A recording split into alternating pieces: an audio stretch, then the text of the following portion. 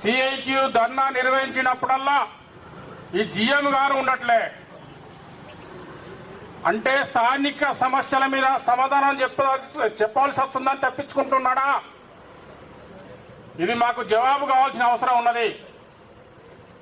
ఈరోజు గెలిచిన సంఘాలు ఏదైతే దేశవ్యాప్త సమ్మెలో ఫిబ్రవరి 16వ తారీఖు నాడు జరిగిన దేశవ్యాప్త సమ్మెలో వాళ్ళ కపట నీతి అనేది బయటపడ్డది.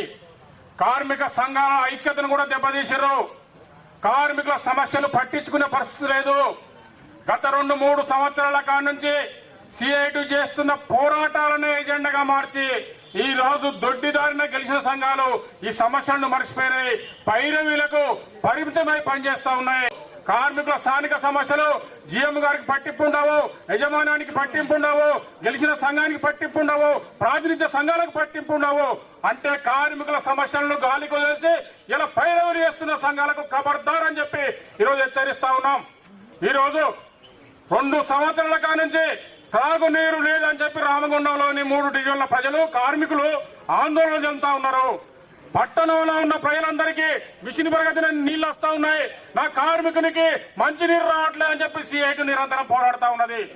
20 కోట్లు శాంక్షన్ అయ్యి ఈ రోజు జీడీకే వన్నికలైన దగ్గర ఫిల్టర్ బెడ్ కోసము, నీటి శుద్ధి కేంద్రం కోసము శిలాపలకం వేయడానికి గోడ నిర్మించారు. శిలాపలకం పెట్టలేదు, దానికి టైం దొరకలేదా?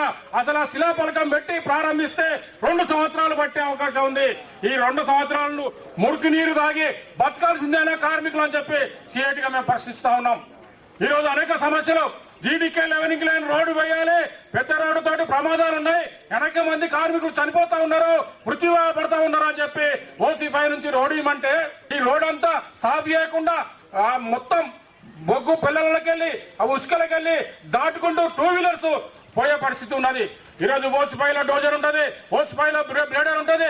ఆ బ్లేడ్ సాఫ్ చేసి కనీసం ఇంకిత జ్ఞానం మేనేజ్మెంట్ లేదంటే కార్మికులు ఏ పరిస్థితులలో డ్యూటీ చేస్తున్నాడో ఈరోజు అర్థం చేసుకోవాల్సిన అవసరం ఉన్నది. ఈ రోజు హెల్మెట్ల కోసం అధికారులు బాధపడతా ఉన్నారు. మాకు అవసరమే హెల్మెట్లు, కానీ మా రోడ్లు కూడా మీరు బాగాల్సిన అవసరం ఉన్నదా లేదా అని చెప్పి ఈ రోజు ప్రశ్నిస్తా ఉన్నాం. ఈ రోజు సిఎస్పి దుమ్ము గాని, OC5 దుమ్ము గాని మొత్తం ప్రజల మీద పడతా ఉన్నది. ఆ దుమ్మంతా కూడా చేరి కార్మికుల ప్రజల ఆరోగ్యాలు ఖరాబ్ అవుతా ఉన్నాయి.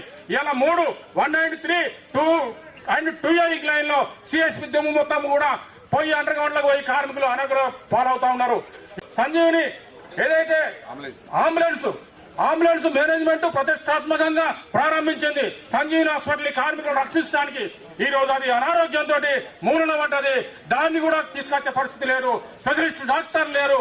అంటే కార్మికుడు ఎలాంటి పరిస్థితులలో జీవనం కొనసాగిస్తున్నాడో అర్థం చేసుకోవాల్సిన అవసరం ఉంది. ఇప్పటికైనా అధికారులారా కార్మికులను ప్రశ్నించడే కాదు, కార్మికులకు బూట్లు లేవని, టోపీలు లేవని రక్షణ ప్రతిజ్ఞ చేస్తా ఉన్నారు. నాణ్యమైన బూట్లు ఇవ్వట్లేదు.